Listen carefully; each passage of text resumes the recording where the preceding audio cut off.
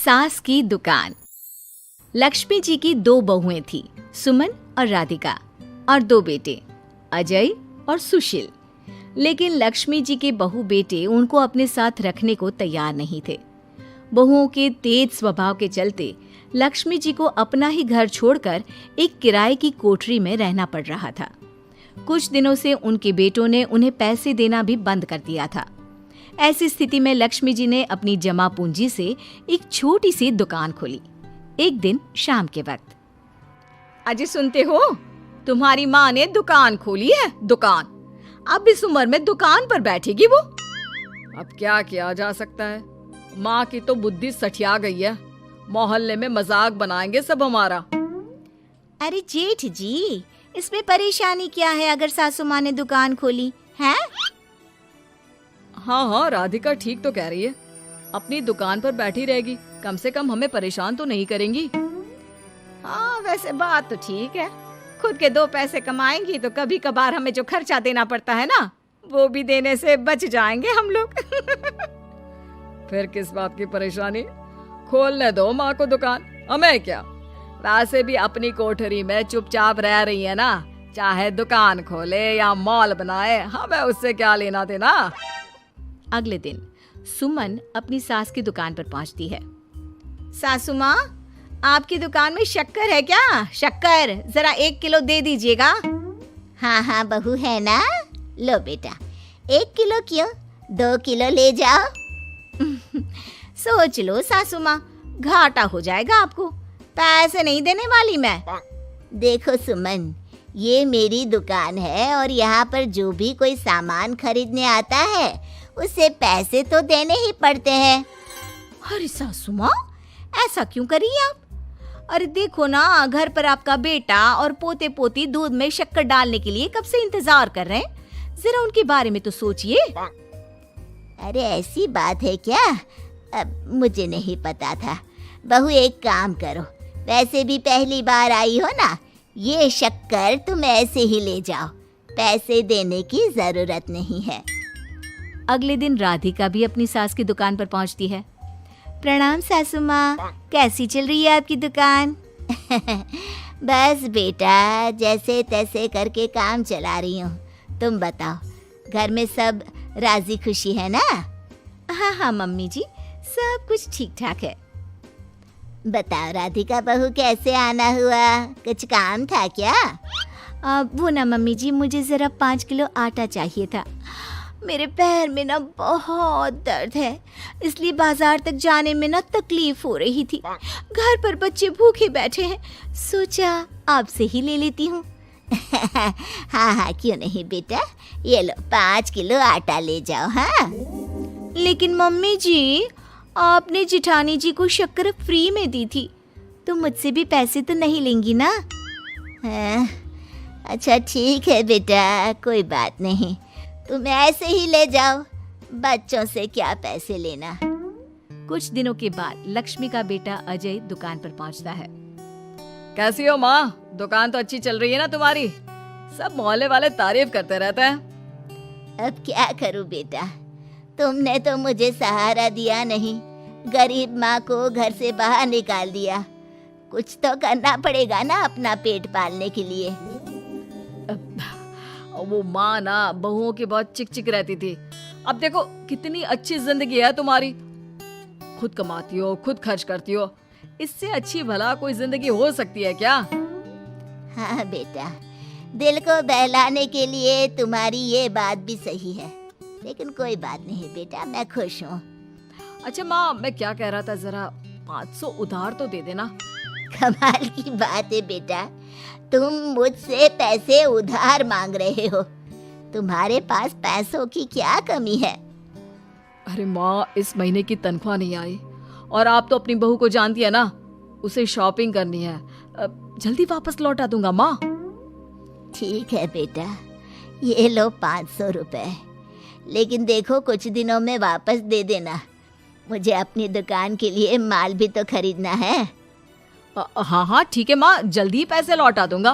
बहुत दिनों तक अजय अपनी माँ लक्ष्मी के पैसे वापस नहीं देता और सुमन और राधिका बार बार किसी न किसी बहाने से अपनी सास लक्ष्मी की दुकान से बिना पैसे दिए खूब सारा सामान ले आती है, जिसकी वजह से लक्ष्मी को अपनी दुकान में बहुत घाटा होता है। फिर एक दिन जब राधिका सामान लेने के लिए लक्ष्मी की दुकान पर पहुंचती है, सासू माँ, जरा वो 1 किलो दाल तो देना। नहीं बहू, अब मैं तुम्हें या सुमन को कोई सामान फ्री में नहीं देने वाली। तुम लोगों ने कभी कोई मदद नहीं की मेरी, उल्टा मेरी दुकान से फ्री का सामान ले जाकर मुझे मुश्किल में डाल दिया है। लेकिन मम्मी जी, हम तो आपके बच्चे हैं ना। अगर इतना ही मेरे बच्चे हो तो फिर मुझे घर से बाहर क्यों निकाल दिया? देख बहू, अब मैं तुम्हें 1 रुपए का सामान भी फ्री में नहीं दूंगी। और जाकर सुमन को भी कह देना, आए दिन तुम्हारा पति मुझसे उधार ले जाता है और वापस भी नहीं लौट आता। राधिका गुस्से में घर वापस आती है। घर आने के बाद, क्या हुआ राधिका, बहुत गुस्से में लग रही हो तुम?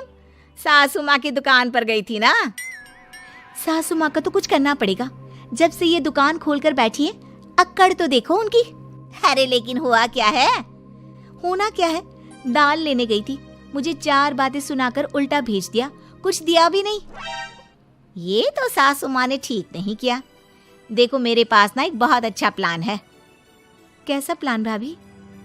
हम अपनी सासू माँ की दुकान में किसी चोर से कहकर चोरी करवा देते हैं और सारा सामान अपने घर मंगवा लेंगे।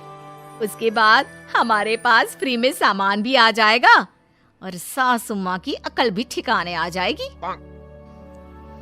ठीक है भाभी, मैं आपका पूरा साथ दूंगी।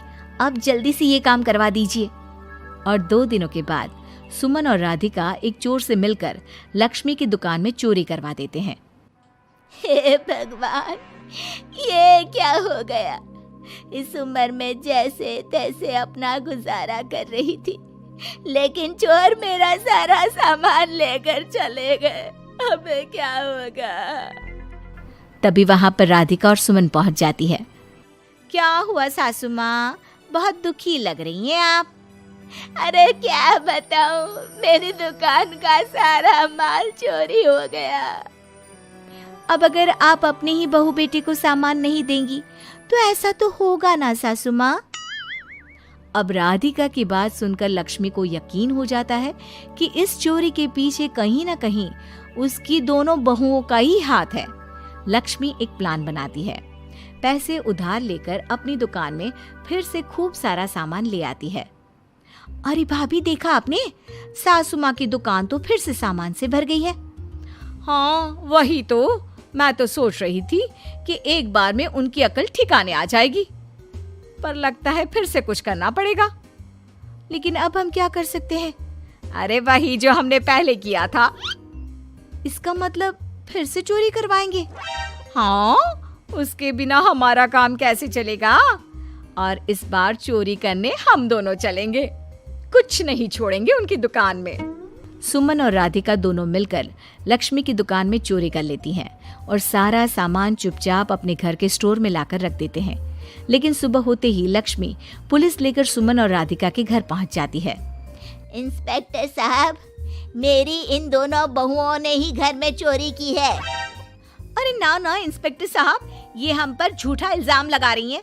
अरे हम क्यों इनकी दुकान में चोरी करने लगे? माँ, आपको शर्म नहीं आती अपनी बहू पर झूठा इल्जाम लगाते हुए? हाँ माँ, हम आपके बेटे हैं और ये आपकी बहुएं हैं, आप ऐसा कैसे कर सकती हैं? लक्ष्मी जी, क्या आपके पास कोई सबूत है? अरे इंस्पेक्टर साहब, आप इनकी बातों में मत आइए। ये हमारी माँ है और इनकी दिमागी हालत ठीक नहीं है, इसीलिए तो हमसे अलग रहती हैं। इंस्पेक्टर साहब, मेरी दिमागी हालत बिल्कुल ठीक है और मेरे पास इन दोनों के खिलाफ बहुत बड़ा सबूत है। बताइए, क्या सबूत है आपके पास?